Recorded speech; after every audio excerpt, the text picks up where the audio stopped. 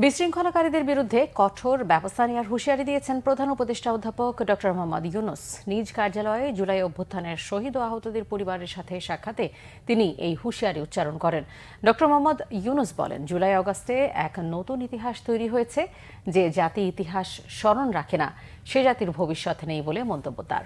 জানান, জুলাই স্মৃতি পরিদপ্তরের মাধ্যমে অভ্যুত্থানের শহীদ ও আহতদের প্রাতিষ্ঠানিকভাবে দায়িত্ব দেওয়া হবে।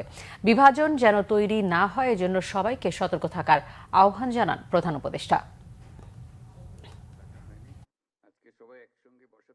ইতিহাসের স্রষ্টাকে সাধারণ মাপকাঠি দিয়ে, টাকা পয়সা দিয়ে হয় না। যে জাতি ইতিহাসকে স্মরণ করতে পারে না, সে জাতির ভবিষ্যৎ নেই। বিভেদটা, দূরত্বটা যেন সৃষ্টি না হয়, এটা একজোটে থাকতে হবে, একসঙ্গে থাকতে হবে সারা দেশের জন্য। আজকে এটা খুবই জরুরি। সম্প্রতি যেসব ঘটনা ঘটলো তোমাদের চোখের সামনে হলো, এটা একবার না, আরো সামনে আরো বহু রকমের ঘটনা ঘটবে।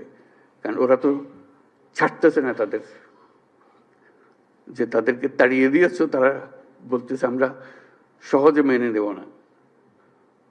তারা সহজে মেনে নেবে না, আমরা তাদের সহজ মানাতে হবে। আমাদেরকে এই জায়গার থেকে সরে গেলে হবে না।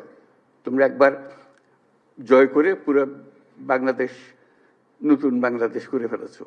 এই নতুন বাংলাদেশের ভেতরে যারা গন্ডগোলের সৃষ্টি করতে পারে তাদেরও নিশ্চিহ্ন করবো আমরা। তাদেরকে দলে বেরিয়ে ফেলবো, নিজেদের মধ্যে নিয়ে আসবো, আর তা না হলে আইনের কাছে সুপর্দ করে দেবো।